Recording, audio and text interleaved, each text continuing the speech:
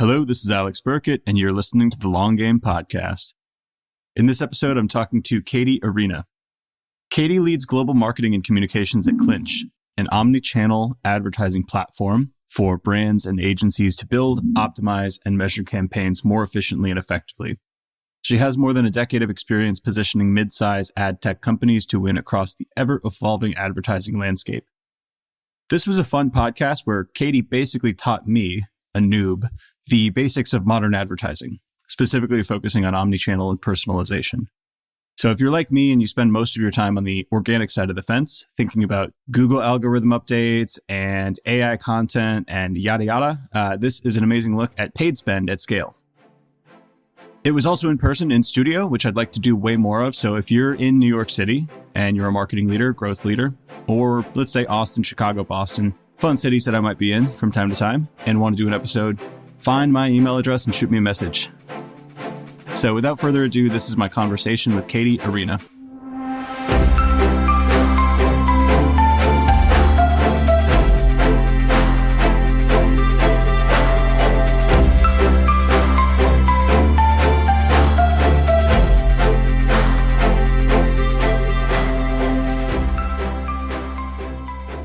We've only done, this is the second one we've done in real life.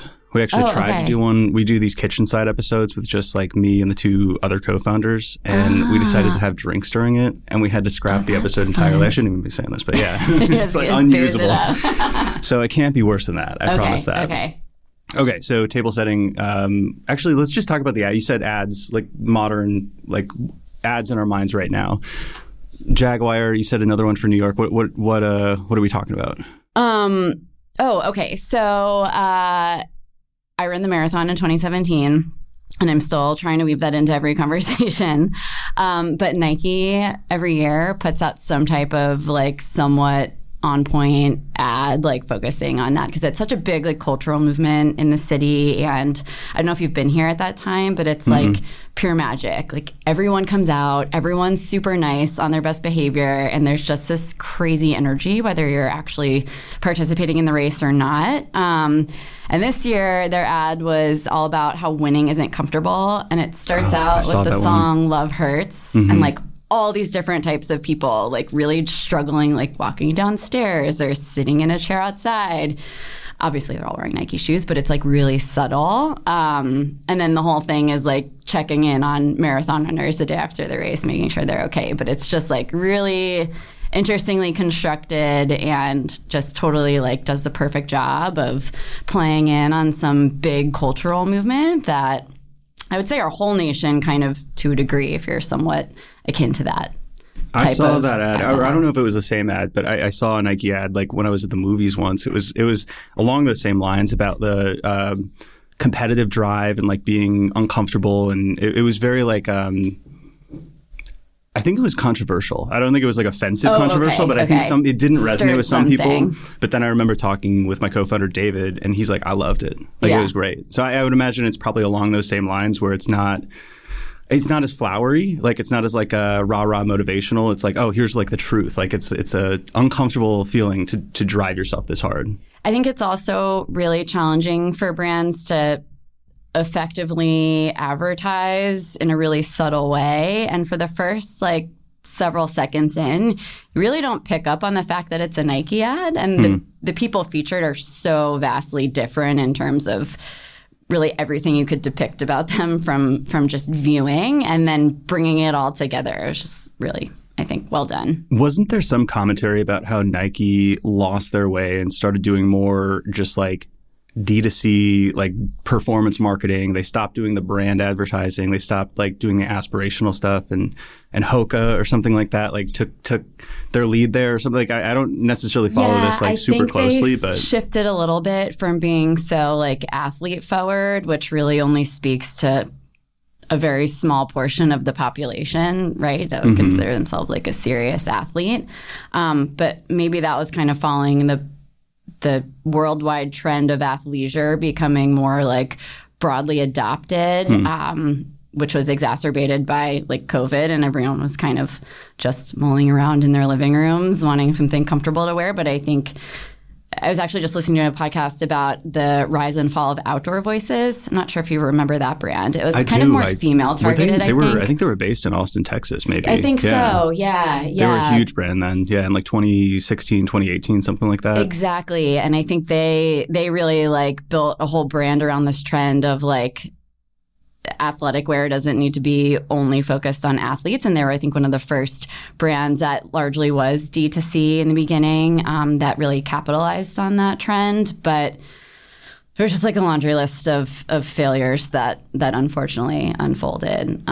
Gotcha. So Nike went that direction, and then now they're going back to the roots. I think that was like an impetus for this like newer for them style of advertising that touched on like the human soul behind making the decision to wear their it's apparel. Interesting. It's like there's this high level. This is so above my grade in terms of like targeting and like audience and all of that stuff. You're a consumer, but yeah. I'm a consumer, so I can read into it and I guess have an opinion, but I don't necessarily know if it's an intelligent opinion. So, and I'm like I told you, I'm a spreadsheet, like SEO, growth modeling. Like when it comes to resonating with an audience at that scale through ads, there almost seems to me like there's that quote, if you're for everybody, you're for nobody. Mm-hmm. And it seems like sometimes that's where these brands kind of miss. But then you have the cultural commentary when anybody takes a risk and does kind of like maybe, I don't know how controversial that Nike ad was, but you mentioned the Jaguar one too, which like is totally divisive. Like it's like I see the most vitriol it takes on both sides. And it's like, there may be an element that's necessary, at least to some level of like on that gradient of like completely controversial to completely safe and banal. There's got to be some like that's for me and that's not for me, right? Does that make any sense? Yeah, I think it's going to be really interesting to see what they do next. I think it was either going to play out as such a genius move or like just a truly horrible mistake. Mm-hmm. But I mean, looking at what they did against every other auto brand, even some of the newer entrants like Rivian, that's kind of this cool new, like more emerging OEM, it's totally radical. So maybe too radical. What is OEM? So like original manufacturer. So like the leading auto brand. So yeah. But yeah, I don't know. Like they definitely probably, I'm assuming, generated a massive spike in search and awareness obviously went up. Who isn't talking about that commercial? Did I personally like it? No, but it's unlike any other automotive ad I think we've ever seen. So they really are doing something totally different. Obviously playing into a much younger demographic than one would have associated with that brand previously. But again, maybe you do need to take those radical changes to hone in on a totally new audience. But, if Gen Zs and millennials are who they were trying to hit, I don't know anyone in my peer set or immediate network that was personally like moved by that ad or tuned into it outside of a mocking manner. Right. That reminds me of something I've been thinking about recently. There's sort of, I don't even know if this is advice that people truly follow, but the whole all press is good press or like attention, right? You just want awareness. Awareness like eventually translates to consideration and revenue. It seems like that's a simplified statement that probably isn't necessarily true. But I've been seeing that in the B2B world too, where you have like these LinkedIn beefs. Have you seen these where it's like CEOs of different SaaS companies will like shit talk each other and like call each other out and like really? No, I need to look it's like this up. competitive ads on steroids, and they're like, I don't want to give specific examples, but they'll like call them out by name and be like, hey, you guys suck at this thing, and it's like this whole beef thing. And it reminded me of like reality TV, which I'm like, does this? I know this. I'm sitting there eating popcorn, like looking at the comments. I'm like, wow, this is so dramatic. But I'm also no more likely to buy their software. Right. You know what I mean?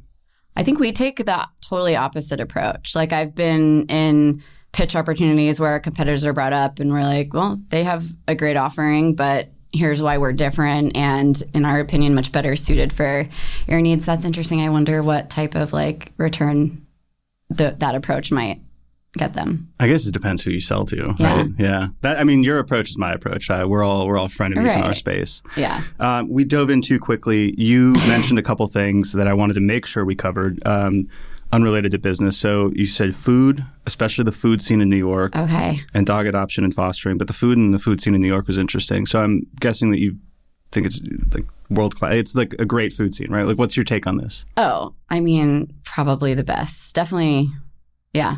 New York or nowhere. I mean, anywhere you go, I'm probably going to be shot down for this. But, anytime I'm on vacation and I do travel quite a bit, I'm always confronting the conflict in my mind of like, well, I can get this in Manhattan. Mm-hmm. I recently was in Paris, incredible food scene there, obviously, and probably not a fair comparison. But in terms of overall accessibility to the best food in the world and all different types of cuisines, like where else can you get that? I would say the diversity of cuisine is amazing here. Yeah. I have 2 devil's advocate points here. Okay. So my co-founder, Allie's going to love this because she's from Chicago. Ugh. One could make the argument that Chicago's food scene is superior because on average, you're going to get a better meal. So the variance is lower. Simply put, in New York, there's a lot of food. So obviously there's going to be some portion of that that's amazing, but there's probably more worse cuisine in New York too, whereas the average meal in Chicago is going to be much better. How do you feel about that? Okay, well, I will caveat what I'm about to say with I've not spent a ton of time in Chicago. I have visited or Houston, or let's take another, yeah. Sure. I don't know. When you have garbage pizza, I don't think that's right off the bat a fair thing to call out. That's not a fair representation of like having, because there is bad pizza here. Like that's one thing that I was surprised by. Isn't like deep dish the Chicago? Yeah. I mean, it's not the same style. It's not even the same. I know. It's 2 different categories to me. I don't know. Maybe I'm not well versed enough in Chicago dining options to comment on that. I just can't imagine. My other take is, and you don't have to have an answer to this because I don't think anybody does, but I come from Austin, Texas, where we had great barbecue and great Mexican food. Uh-huh. Why in New York do we not have great barbecue or great Mexican food? That's fair. Those are probably the 2 categories that perform worst here of all, compared to other places across the states. It's odd. It's like a perfect Venn diagram with no overlap from like the place I used to be from to where I am now. Because we didn't have good Italian food in Austin, so. Right. What barbecue places like come close, would you say, here? I don't know if this is going to make me sound like a snob, but I haven't tried any just because I've heard that they're not good. So maybe that's my... Texas definitely rivals for that. Blue Smoke's not that bad, but it's also... I'll give one a try at some point. Yeah. But like when I've surveyed people, they're like, oh, you've been in Texas. Like I probably wouldn't, And I've tried a couple taco places that were like mid, but there's something about these San Antonio tacos that wrap themselves around your dopamine system and it's like a soul true and fair transforming experience where I'm like it's a good taco. Yeah. Well, I also appreciate how things regenerate so often in the city. So like you're literally exposed to infinite options all the time. Like there's always something new coming up. And even in like Austin's become a pretty large, very quickly growing city, but still like the opportunities in terms of restaurants and things. They become much better, yeah. But New York, I will agree. Like I'm again playing devil's advocate. I do love the food here, so we're on the same page.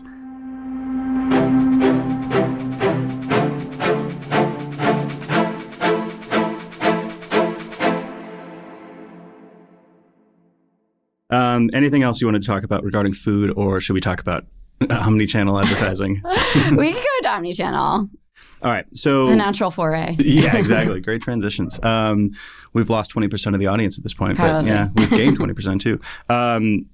So first, let's just high level. I'm a total noob with Omni-Channel advertising. We work on the organic growth side. Mm-hmm. So it'll be kind of explained like I'm 5. I'm probably going to ask a bunch of very dense, very high level questions, and hopefully you can educate me there. But just to frame it, first, you want to tell me about Clinch? Sure. So we offer what I would say is an end-to-end platform for streamlined omnichannel advertising. So before we get into what omnichannel means, which is probably less complex than you might be thinking from a conceptual standpoint, but when you think about what it takes to launch an ad campaign on any channel, right? You need to build your strategy. You need to identify and segment your audiences. You need to build your creative. If you want to add any element of personalization, maybe your creative, when served, should speak to the weather conditions outside at that time, or be contextually relevant to the content that you might be consuming where the ad would be served to and on any device and what time of day it is, etc. There's elements of personalization you need to add. Then the mechanism of actually serving the ad to your consumer and targeting is another component, and then measuring your campaign, et cetera, et cetera. So we've built a platform that really not only enables advertisers, be it brands or agencies, to do all of that from one centralized space, but with all of these really interesting and robust capabilities that streamline that whole workflow and automate much of those processes, from strategy to planning to creative execution to actual deployment of that ad. And then when you go into how you understand the effectiveness of your campaign, we have a really robust system that visualizes all of that. So you're really, as advertising grows in complexity, it's quite often advertisers can fall victim to analysis paralysis. So again, having a platform with Gen AI baked in, I know we'll get to that later, and just offers a really unique way to lay out all those insights in a way that you can understand and is customized to what you as an advertiser want and need to know, is really what's kind of enabled us to service such a rockstar roster of clients that we do. So we support, like I mentioned, Fortune 500 brands, inclusive of Mars Wrigley, Hyundai, Coca-Cola, Albertsons, et cetera, as well as agencies, especially the agency holding companies that service them. Is it primarily like consumer focused customers, or do you serve kind of B2B customers as well? Yeah, all of the above. I would say we just by nature of kind of the types of advertisers that invest in these types of technologies, B2C is probably where much more of our business is. Yeah. I feel like most B2B is like pretty concentrated on LinkedIn or Google Ads or something fairly simplistic, or like there's remarketing and then there's account-based marketing and targeting specific, firmographic details. But yeah, consumer seems much more, I don't know. I've talked to friends who work in consumer brands, and it's like, oh yeah, we have $100 million ad budget, this much in Facebook ads, this much here. I'm like, I can't fathom what that means. I don't even know how you spend that much on ads. When I first came to ad tech, just realizing the amount of revenue generated by ad tech companies, that was a fraction of an overall media budget. It's crazy. It's just mind blowing. But once you've been in it, kind of, I guess, grow a little bit jaded to what just the volume of money flowing through an advertising budget overall. Yeah, it's wild. And then not to jump too far ahead, but to bring understanding and context to Omnichannel. So a lot of people actually conflate that with multi-channel advertising. That was one of my questions. We know we're starting to understand now, right? Every consumer out there consumes media on a variety of channels and devices. We're on our phones. We're on various apps on our phones. We probably all have a streaming connected TV device, right? And access various streaming apps, Hulu, Roku, Max, et cetera. Plus, especially living in cities, we're privy to a variety of digitally enabled screens in out-of-home opportunities. So things like billboards, in-store advertising, et cetera. Yeah, we're in Times Square right now. There's some ads outside. Exactly. Yeah. Even podcasting, I think, and we'll get into this in a second too, but I think that's such a not untapped channel, but one that's really going to accelerate its presence across media plans. But anyway, going back to the multi-channel approach, we know you need to effectively reach your consumer. You need to target them across a variety of channels to really stick and resonate. And the way a consumer most effectively receives advertising messages may vary from different platforms. The ad I'm going to respond to while I'm sitting in my couch at home, just scrolling on Instagram, is going to probably need to speak to me a little bit different than what I'm being served when watching a show on Hulu or something. You know? Definitely. So there's a lot of difference in that. And when we talk about omnichannel versus multi-channel, omnichannel is really connecting all of these channels in a really data-driven, streamlined way. And not only serving ads in every channel, that's more the multi-channel approach, but saying, okay, how do I really streamline my campaign to effectively target my audience at every channel that makes sense for me to target them on, and then be able to analyze how those campaigns are performing and then make optimizations across various channels as well. So this may be dumbing things down, but multi-channel is merely choosing to operate and play in more than one channel. I would say it's so. It's to say yeah. hey, let's say we're a startup and we've done well with LinkedIn ads. We're like, hey, let's experiment and try Google ads. Now we're multi-channel, right? Yeah. Whereas Omnichannel is thinking about like that individual person or aggregate, group of people that you're trying to reach, and thinking, all right, among all of the places that they're going to potentially have touch points with us, how is that all connecting to the gestalt, the overall funnel or customer journey or whatever word we want to describe? How does that all kind of factor in together so there's not like a disparate experience across like a Spotify ad, a Hulu ad, a billboard, et cetera, et cetera? How does that all like kind of work together? Yeah, well, and that's like one of the core value props of our platform. So a lot of advertisers, especially those not working with Clinch yet, tend to silo their approach to multi-channel activations. Mm-hmm. They maybe work directly with Meta and directly with TikTok. And then they have another team over here that's working with streamers, right? So for video activations. And they have a whole nother team that's probably nowhere near any of these people managing like out of home.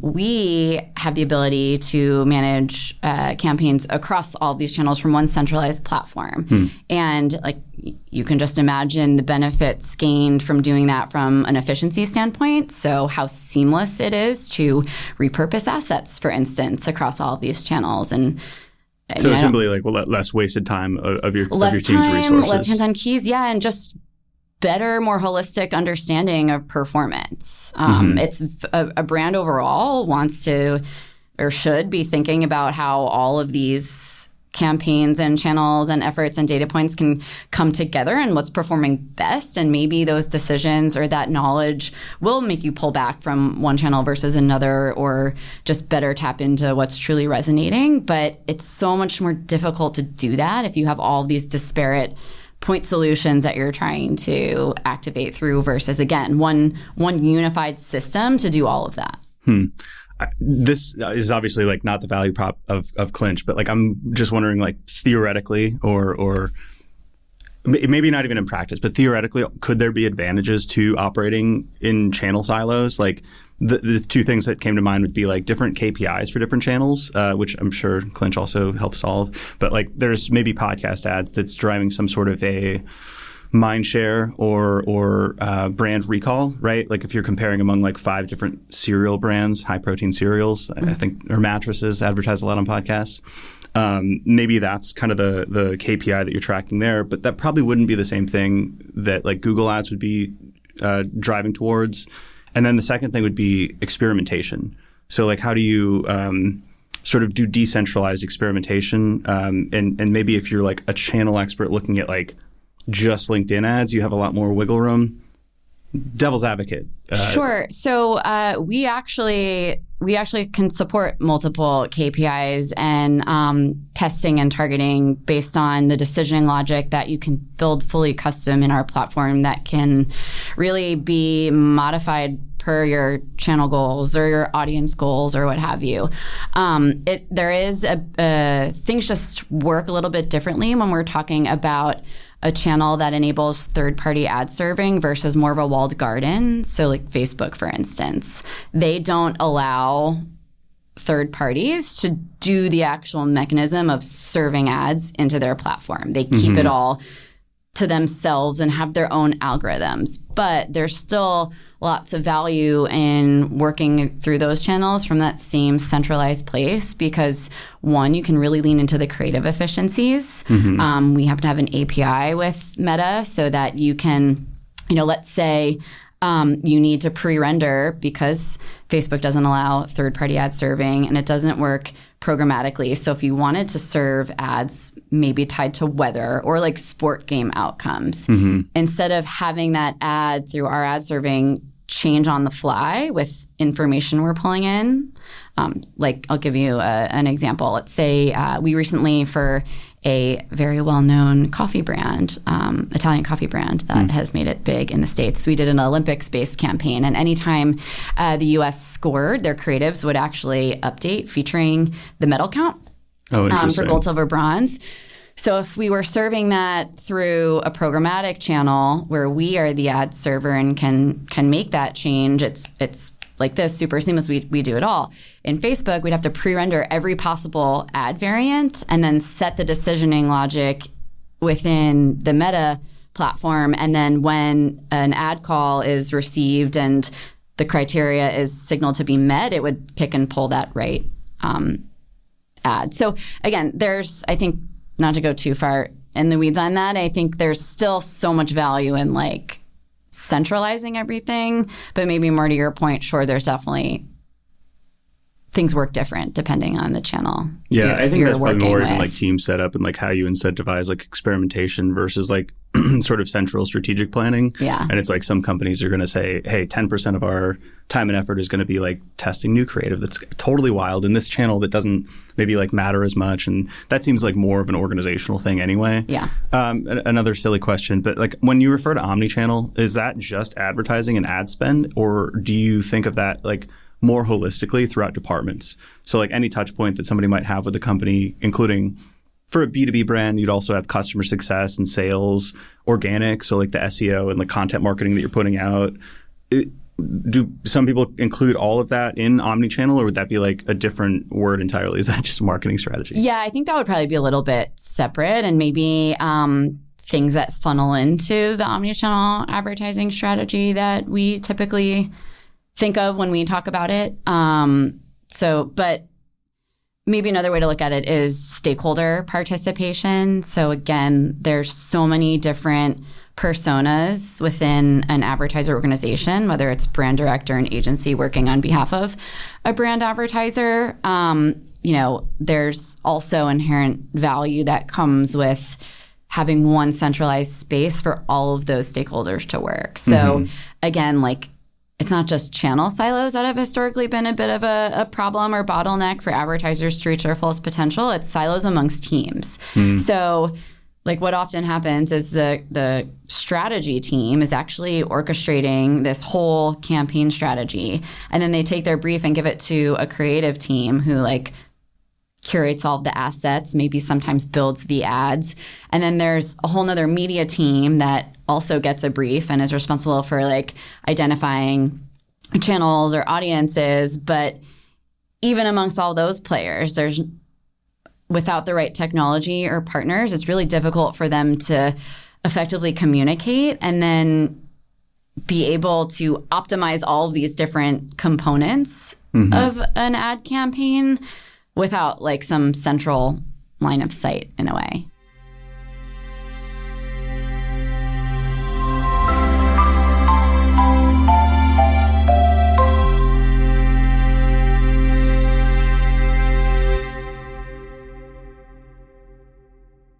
A couple more advertising questions. Yeah. On one thing you said was like the platform helps streamline all components of kind of omnichannel ad strategy, including creative. How does that work? Because we literally just run LinkedIn ads and like in the most simplistic 101 way. It's like remarketing and thought leader ads. And I'm like revamping our creative right now. So the targeting is it's fairly, formulaic. It's pretty simple. But the creative is such a headache for me because it's like I have to like redo so many different ad sets and shuffled in different thought leader ads and like think, okay, like what message am I trying to get across? What's going to be the biggest click-through rate? All that stuff. It's very time-consuming. So how do you streamline the creative parts, especially across so many channels? Yeah, so that's actually one of our core components to our technology. We have an internal ad builder that can take all of these different assets, and you can either use like a standard dynamic ad template that we have, or we can build a custom one for you. And our technology can dynamically optimize and version out an advertisement ad asset from your assets you've given to us to support any channel or to really fit in with your decisioning logic. So that's where like the value and the dynamic nature really comes in. So if you have a product feed of 1 million SKUs and you can, and a handful of image assets and copy verbiage and call to action, right? We can bring all of those components, dynamic components, into a template, and then through our decisioning logic and our ad server, again, make the decision based on what you've told us you want to achieve and constantly optimize to get to that winning variant. And again, as a creative ad server, we're the only partner in the advertising chain of command that can tell you exactly what was in that winning ad creative that yielded some particular conversion or outcome that you're seeking to obtain. So other metrics are really usually held at like what the conversion was, where it happened, et cetera. We're able to actually dig in and tell you what was the image that people were responding to, what particular products in that product feed shown in your ad was included, what offer or incentive was generating the most clicks or the most purchases or conversions, like however you want to assemble that logic and build those KPIs in. We can not only get you there as efficiently as possible, but then report back on what worked and what didn't work, which is also super valuable information. How do you think about KPIs in Omnichannel? It seems like that would be one of the more chaotic components where some channels are best served for that brand awareness layer. Some channels are best served for that performance layer. And even in performance, there's so much like murkiness with the way people talk about things. And in B2B, there's this whole like demand creation versus demand capture. And demand capture channels are just like conversion focused. And that seems like a very tricky part is like unify, maybe just even organizationally, like how do you unify those efforts under some composite program? That's a complicated question, huh? Yeah, I'll try to answer it the best I can.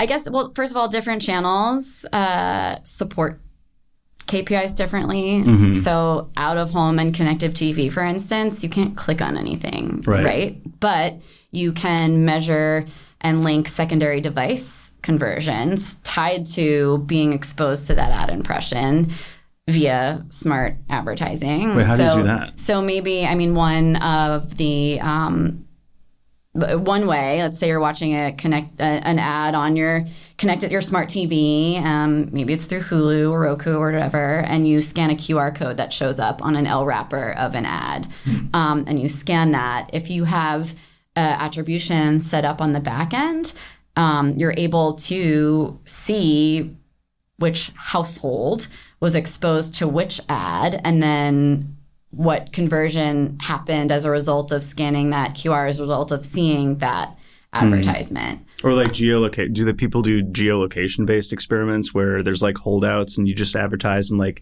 Denver and Seattle with like a certain set of ads and then not in other cities and then see like what the incremental like, I don't know, brand search lift or something like that is? We can slice it and dice it really however you want. And there's really no shortage to how you can personalize in a way. It can get really interesting. Yeah, I was like, this is getting into pretty nerdy territory. Yeah. And I think, another value of Omnichannel, kind of tying into what I began with here and how different channels can support different KPIs and business objectives in those channels that maybe don't allow for direct conversions to happen or like responses to be measured. That's where you can pull insights from maybe a same campaign you're running in other channels to swap in elements that people are responding to see if that has that same return. But when you really get into the technological advances, channels like connected TV are starting to be tapped into for more of a full funnel approach. So it was when that first kind of became an option for advertisers, they kind of looked at linear TV. So like just live, like cable TV. It's actually not the best description of linear, but whatever, like regular non-digitalized television. And we're just kind of applying the same strategies, and it was all like awareness based for the most part. But because of advancements on the back end technology and ways to do attribution, you can now utilize those channels for more of mid to lower funnel KPIs, which is pretty interesting. And I think I was just at a CTV conference here, and like every advertiser was complaining that it's really expensive still to advertise across CTV, and we haven't quite yet solved for understanding true ROAS on that channel. And then all of the streamers and the platforms that were joining these panels were like, well, we're innovating really hard. It's coming. And I do actually believe them. I just think it'll be a matter of time before we start seeing really innovative ad formats across these channels. Maybe more voice command opportunities will come into play. Sometimes, and I don't think this is always the case, but sometimes I think there's alpha in investing in channels that are less measurable or less obviously measurable, like surface level, like very simple things to measure in SEO, for instance, would be like organic traffic. But less measurable things would be like how many times you're included on bottom of the funnel listicles that, list comparative products, and how that also plays into LLMs. It's very unmeasurable. Yeah. But because it is, I think fewer people invest in it because the things that are easiest to measure, it's like easier to prove that to your boss or like to a committee or something and say, hey, we should invest in Instagram ads because we can measure it very easily. So I think in some cases it's actually like there's some alpha there. And even with y'all, like how Clinch goes to market, like didn't you say you do a bunch of like in-person like dinners and events and stuff like that? Like those are tough to measure. Yes. Yeah, they are. I think, going back to your KPIs, though, you do need a full funnel approach even to like business marketing, right? So we just measure that stuff in vibes. Right. Yeah. If it's good vibes, it's vibes good. are the number one KPI. Number two is conversion and return. Yes, exactly. Yeah. Revenue second. Yeah. Yeah. Vibes are important too, though.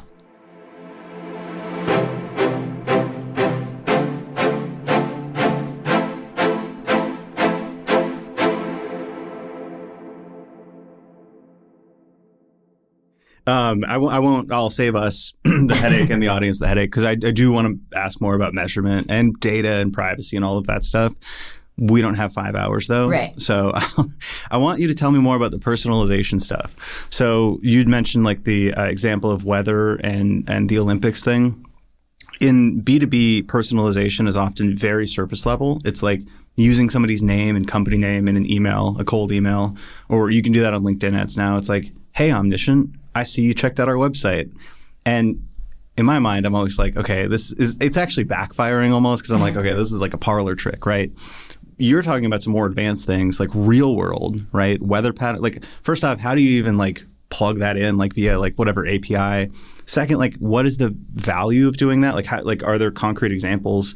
Can you just give me more examples of like how personalization is playing in that you've seen, like some cool examples? Yeah. And it, like I said, it's so varied dependent on who the advertiser is, who their consumers are, and what they're trying to achieve. I guess to start with how it works, kind of, we have open APIs with a multitude of data providers. So a weather database that it can be activated globally. We have a sports API, so that can pull in often real-time data around various leagues, teams, players, etc.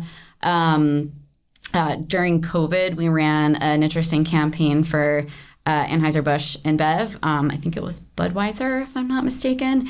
And they actually wanted us to trigger certain ads based on COVID surge rates, which varied per location. So instead of targeting a user to go out and purchase their beer at a local merchant, they were more incentivized to enjoy their beer home alone for themselves or with friends at home in the home. So it's like, again, it changes so often based on what the advertiser need is, socioeconomical factors, et cetera. Give me some examples of the sports stuff because in my mind, I go to an NFL game and I just see like HubSpot like sponsored like the scoreboard, like their ad goes on the scoreboard or something like that. But that's not what you're talking about. You're speaking more about that would probably, I'm sure that's more of a like direct buy they have with that like it's like a static stadium or league. Yeah, I mean more so somebody triggering an ad on Facebook that relates to a sports event. Yeah. So it's, I mean, on one end, it's maximizing a brand's investment in that sports opportunity. I can probably talk about this because it was approved for a white paper we're about to publish. But a while back, we supported a campaign for Snickers tied to their sponsorship of the NFL. So I think that one was largely an awareness-based campaign. But if you were to bring a localization element into that, for instance, let's say they also had a partnership with, this is hypothetical, with Walgreens, you can then bring in some type of CTA to drive a user to not only, be aware of the alignment between Snickers and NFL, but also have more of a mid to lower funnel objective tied in to go purchase this at Walgreens because you can get 50% off by scanning this QR code or whatever. Another cool one we did was with probably one of the most well-known soft drink brands in the world during the Euro Cup. So there were 4 regions supported. And we served various video creatives in each region, all with 4 different languages, to not only draw awareness of this brand's like fan zone type account, kind of like a fantasy type league that they started, but it was all tied to game scheduling. So they had different messages and conversions they were looking to hit when advertising a game was about, was tied around scheduling. Then during the actual games, various messages were triggered based on how that local team was performing. So if they were up at the midpoint of a game, a certain message would be delivered. If they were, losing, then a more like encouraging message would be delivered. And it'd be interesting to see if we pick that up again, because the benchmarks, they hadn't really done something like that before, but the benchmarks they had in mind that we were being scored against all surpassed their conversion goals. So this is maybe going to be an esoteric question. So just if this is a silly one, feel free to skip. And it might even be the wrong premise, but it seems like sports and culture in general has fragmented a little bit. Like, so in my mind, and maybe I'm wrong on this, there's not that many events that like everybody watches anymore. It's like maybe the Mike Tyson, Jake Paul thing was the most recent thing, or like the Super Bowl or the Olympics. But outside of that, it seems like everything's kind of niched down. Is that true, first off? Or am I just like, that's my perception? You mean like now accessed much like different across demographics or? Yeah. Could you assume that maybe in the past, like everybody watched this NFL game and now maybe not everybody watches that. And now maybe some portion is watching pickleball or something like that. It seems like things are like more niche now, right? Yeah, definitely. I think another interesting point tied to that is live sports was really one of the few remaining factors keeping people from cutting the cord. You're familiar with like the term cord cutter, like people who abandon cable subscriptions for TV versus for sure. Like I've been a cord cutter for several years now. It's just much more financially sound for me to do that. You can access all of that via like streaming now, right? Well, now you can, which is why that shift is like continuing to accelerate. And I think connected TV like has overtaken linear, or is going to very soon, if not. But, that actually opens up an entirely new incentive to advertisers and in turn is breeding much more competition among streamers. So like Amazon Prime and Max are starting to actually purchase out the rights to various sporting events. But so that's one, opening up a lot of interesting opportunities for advertisers to do really cool things with personalization. But on the consumer end, it is also causing more fragmentation, which not even just the with Jake sports. Paul, like Mike Tyson was on Netflix, right? That and they was had like Netflix. An attached documentary with it, and that's weird. That's not like in the it past. It is weird, yeah. And even looking outside of sports, like I was a big Yellowstone fan, and now this I don't know if you watch Yellowstone. No, I keep hearing good things, so I'll have to get into that. But now this new season is on Paramount Plus Live. I only have the streaming subscription. I've already watched all of the other seasons, but like it's been difficult for me to access this new season with the setup I have, and like that kind of is where, as a consumer, it's super frustrating. Versus like when we used to all have the same something? 40-something channels or whatever on cable, right? I know we're still getting away with like login sharing. I know I am. I really worry that that's going to be cracked down on much more in the coming future. And from an advertiser standpoint, that that can cause some problems. But again, if you're really centralizing your activity, ideally in consolidating your partner stack and have a partner that's well integrated with all these platforms, it can be really seamless in your approach to advertise across all of them. Still doesn't solve the consumer frustrations, though. Yeah. I'm going to book 2 hours next time because Okay. I'm like, but no, because I want to talk more about that. But I also wanted to ask you how you got to this point, like as VP of marketing. Like, where is your background coming from? Like, how did you land at this current state? Yeah. By happenstance, I landed my first real job at an ad exchange called PulsePoint. That was kind of like the transaction house where advertising or media was bought and sold. And I was there for a while and got to really understand the mechanics of how digital advertising works and programmatic, which to define that, we can spend a whole nother hour, but was just catching on. It's like essentially bringing this really like more efficient transactional approach to getting ads into certain inventory. That was a big like shake up in the space. So it was cool to like work out a company that really had to change the way they operated to conform to this new way things were working. And then after that, I went to a data marketplace, an audience data marketplace, where I got to really understand the mechanisms of audience segmentation and targeting and the data side of it. And now at Clinch, I kind of get to merge those two worlds and bring in the creative advertising layer, which I was always the most interested in. And now it's funny, just as programmatic, no one says they're a programmatic platform anymore because it's just so interwoven in everything we do. I think Gen AI is starting to become that next big transition for our space. We're seeing so many companies saying they're AI-powered this, AI-powered that, but in another year, like everything's going to be AI-powered. So we definitely thought about updating our claim to include that, but then we're like, wait a minute, that's just going to be a no-brainer and sounds stupid and redundant in no time. Right, I don't know if you've seen the emails of Katie Couric back in the day going like, what's an email? But now you see that and you're like, oh my God. But that's going to happen, I think, with Gen AI soon. Yeah. So, all right, 2 questions. First, I always ask like what your archetype or like superpower is. Yeah. It sounds like you've got, like you said, creative is one of the main things. But the way you're speaking also is I bucket it into like creative, kind of quant science, growth. That's kind of where I come from. Yeah. And then there's like a third, which is like ABM, sales, like kind of that, like revenues, like almost like a chief revenue officer mindset, which I'm guessing you have to embody all 3 of these at your role at Clinch. It sounds like, because you're working with huge enterprises, which is almost always like an ABM sales kind of mindset.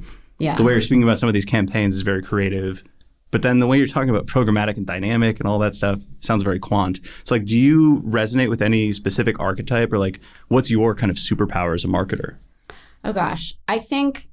What's challenging at Clinch and requires probably a diverse approach and skill set is being able to market a company to so many different user types. So the decision makers are often that C-suite level, whether it's a brand that we're talking to or an agency. However, there's a lot of really important decision influencers that are maybe a couple steps lower in the totem pole at those entities that are equally as important to speak to and effectively market to, but in a different way. So I guess just being like really agile and organized is probably important for you me. would say you're very organized? I try to be. Yeah. I'm the worst at that. Yeah. What's your organization I would say agility system? more so, especially working in ad tech. Everything changes so freaking fast that you really need to be able to, capitalize on nuances or shift and pivot really quickly. But not to be too self-serving, but that's what I appreciate about Clinch so much. Like, our core company superpowers have always been, I know we're almost at time, have always been, true omni-channel, true efficiency, and introducing Gen AI, and then the data we're able to report back on. And all of our competitors in our competitive set have like made pretty drastic changes to how they're presenting their solutions. And we never really had to do that because ours were always so incredibly future-proof to the needs of our clients. So it's really just kind of continuing to update our marketing around that, but having that like core structure of our capabilities being so rock solid and have such a longevity to them has been really nice.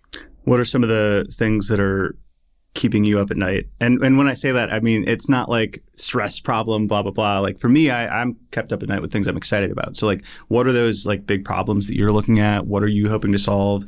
Future focus, 2025, AI, all this crazy stuff. Like what's on your mind? Yeah, I think staying ahead of the curve or trying to keep up with the curve with Gen AI, not just how it's going to change the way our business works, but like how I can harness it and use it. It's still such like a seemingly ambiguous topic, and it's already hitting us so fast from all angles. Like it just in every aspect of my life, I regularly think like, oh, am I aware enough of like how this is being integrated into my life? Probably not. Like every single one of us we're behind. Everybody's behind. I feel like I'm just going to wake up one day and like an AI monster is going to slap me in the face and I'm going to have no idea what I'm doing anymore. Yeah.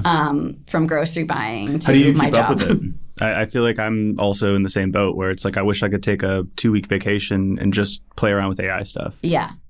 Oh, sorry. What did you say before that? How do you keep up on it? I'm trying to. I don't know. Do you read? Reading, do you just like tinker? being in the know. Yeah. I'm always looking at ways, my team can work with it, integrate it to bring efficiency into what they do. That's been a huge thing for us is like me as one person who also has to do hiring and sales and all these other things.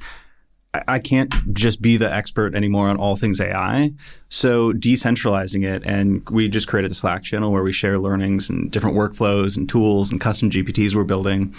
And it's been a vibe shift the last 6 months or so, I would say, where the team is doing way cooler things that I would even be able to conceive. I'm like, I would never have thought to string together, this clay table with this custom GPT, with this Zapier automation. So then I get to learn. And sometimes, I don't actually dive in and figure out like how to do that myself. I'm just like, oh, that's a capability we can use AI for now. But it's been seeing everybody around me do cool things and kind of incentivizing that. Yeah. Because I just realized I've got not enough time. I wish I did.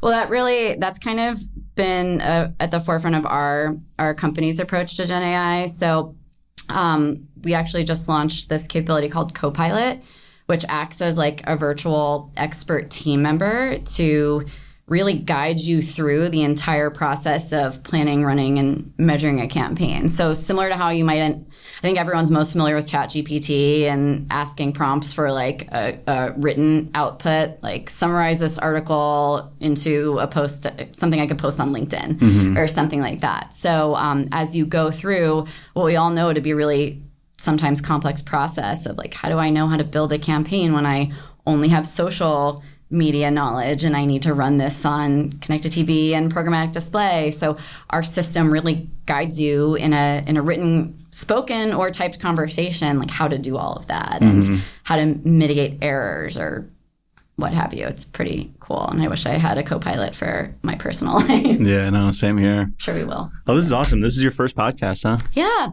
Well, come on again sometime. I will. Yeah, let's do another one. This was great. Yeah. Anything that you wanted to promote or shout out or any last words?